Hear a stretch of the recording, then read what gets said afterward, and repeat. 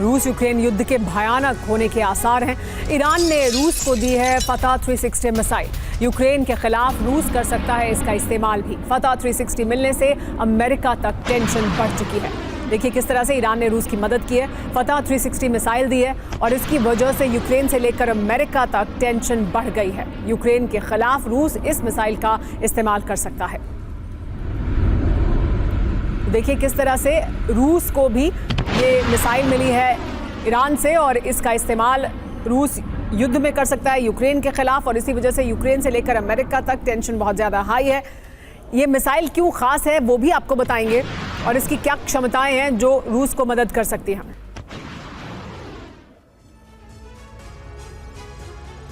फतह 360 मिसाइल कितनी घातक है ये जान लीजिए। ये बहुत ज़्यादा घातक और प्रभावशाली मिसाइल है। इसका वजन 787 किलोग्राम है। इसकी स्पीड मैक 3 है।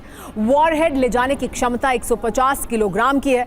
ये शॉर्ट रेंज बैलिस्टिक मिसाइल है। सैटेलाइट गाइडेड मिसाइल भी है। ट्रक पर लगे सिस्टम से इसे लॉन्च किया जा सकता है। सटीक निशाना लगाने में सक्षम है।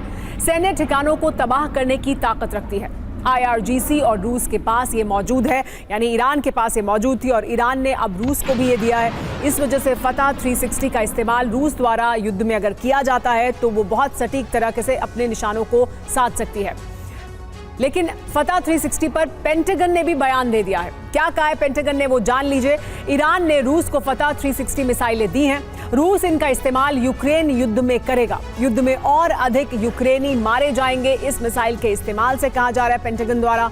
फतह 360 की मारक क्षमता 120 किलोमीटर है। रूसी सैनिकों ने ईरान में इसको इस्तेमाल करने के लिए प्रशिक्षण लिया है और पेंटागन का यह कहना है कि अगर इस मिसाइल का इस्तेमाल करता है रूस तो और ज्यादा यूक्रेनी सैनिक मारे जाएंगे ईरान से। लेकिन रूस को 200 फतह मिसाइलें मिली हैं जिनका इस्तेमाल पुतिन यूक्रेन के खिलाफ करने वाले हैं। ऐसे में सवाल यह है कि क्या अब रूस और नेटो आमने सामने आने वाले हैं। इस रिपोर्ट में देखिए।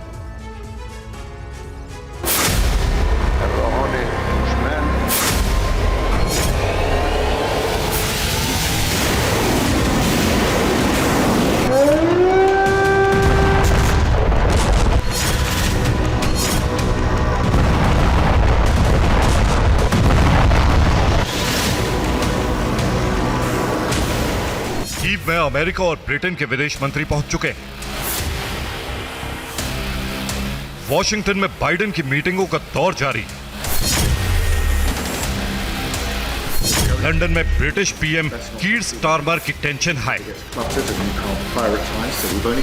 वॉशिंगटन से लेकर लंदन और कीव तक हलचल तेज है। अमेरिका और नाटो में हड़कंप मचा है। भय है यूक्रेन में आने वाली तबाही का, ऐसी तबाही जिसकी कल्पना किसी ने नहीं की थी।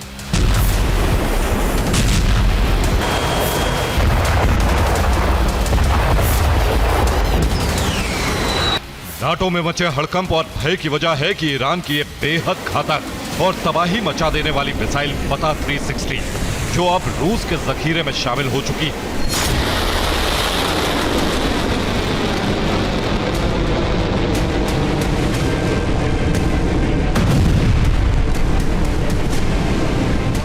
खामेनेई ने अपनी दोस्ती का फर्ज अदा करते हुए रूस को फतह 360 मिसाइलों का जखीरा भेजा है जिनका टारगेट होगा यूक्रेन।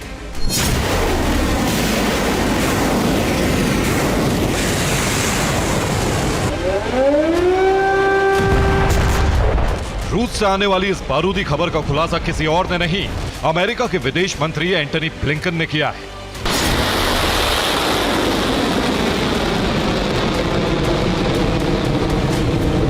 दरअसल अमेरिकी विदेश मंत्री एंटनी ब्लिंकन लंदन दौरे पर पहुंचे थे जहां उन्होंने अपने समकक्ष ब्रिटेन के विदेश मंत्री डेविड लैरी से मुलाकात की, जिसके बाद ज्वाइंट प्रेस कॉन्फ्रेंस में खुलासा किया कि ईरान ने रूस को फतह 360 मिसाइलें दे दी।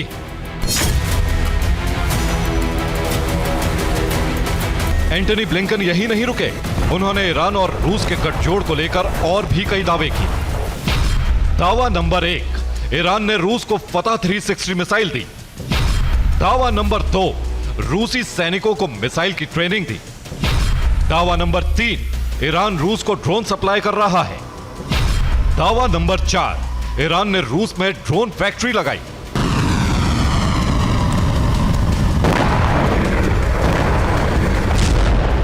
सवाल है कि रूस को ईरानी बैलिस्टिक मिसाइलों की जरूरत क्यों पड़ रही? वो कौन सी वजह है जो रूस को ईरान से मिसाइल इंपोर्ट करनी पड़ी? दरअसल पुतिन एक साथ दो मोर्चे खोलने वाले हैं। एक तरफ वो कीव पर कब्जे की फाइनल जंग शुरू करने वाले हैं, तो वहीं दूसरी तरफ कुर्स्क में घुसे ज़ेलेंस्की के जवानों को खदेड़ने का ऑपरेशन शुरू करने की तैयारी में।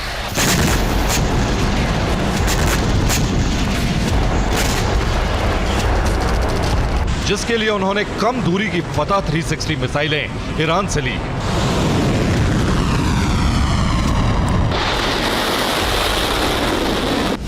पुतिन फतह 360 मिसाइलों से कुर्स्क में ज़ेलेंस्की के जवानों पर हमले करेंगे, तो वहीं रूस की बैलिस्टिक मिसाइलों से पश्चिमी यूक्रेन तक तबाही मचाने का प्लान है।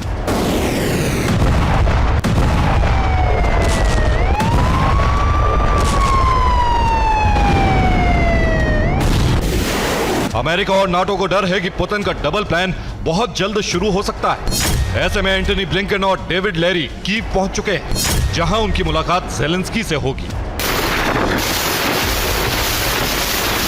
इस मुलाकात में रूस और ईरान के काउंटर प्लान पर चर्चा होने वाली है।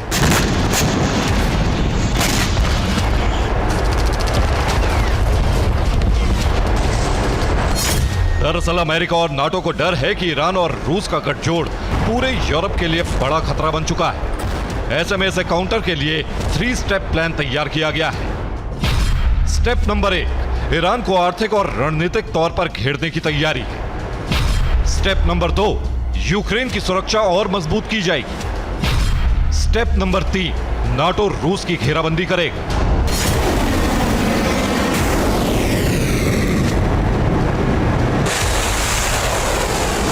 नेटो की पहली कोशिश ईरान को बैकफुट पर लाने की है और इसके लिए अमेरिका और नेटो देश ईरान को आर्थिक तौर पर घेरने की तैयारी में। इसके लिए ईरान पर नए प्रतिबंध लगाने की शुरुआत की जा चुकी है, जिसकी शुरुआत फ्रांस, जर्मनी और ब्रिटेन कर चुके हैं। फ्रांस, जर्मनी और ब्रिटेन ने ईरान के साथ द्विपक्षीय एयर एग्रीमेंट को खत्म कर दिया है। अब ईरान का कोई प्लेन तीनों देशों में लैंड नहीं कर पाएगा। साथ ही ईरान तीनों देशों का एयर स्पेस भी इस्तेमाल नहीं कर पाएगा।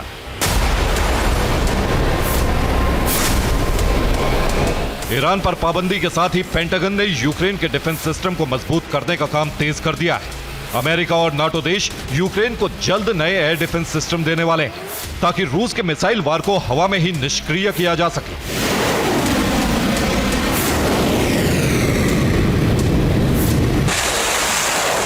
अमेरिका और नाटो यूक्रेन की सुरक्षा पुख्ता करने के साथ ही रूस की घेराबंदी करने में जुट गए। NATO, Finland, Estonia, Latvia, Germany, Hungary, Greece और तुर्की युद्ध अभ्यास करने वाला है।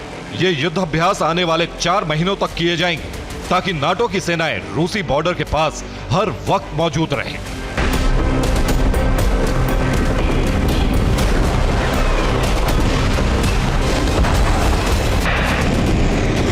नाटो की कोशिश हर वक्त रूसी बॉर्डर के पास तैनात रहने की, ताकि पुतिन ईरानी मिसाइलों के जखीरे को बाहर निकालने से पहले कई बार सोचे।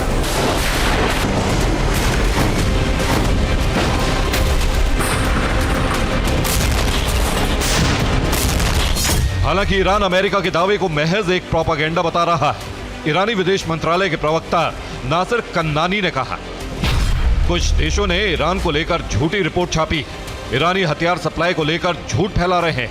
ये सब अपने गलत काम छिपाने की कोशिश है।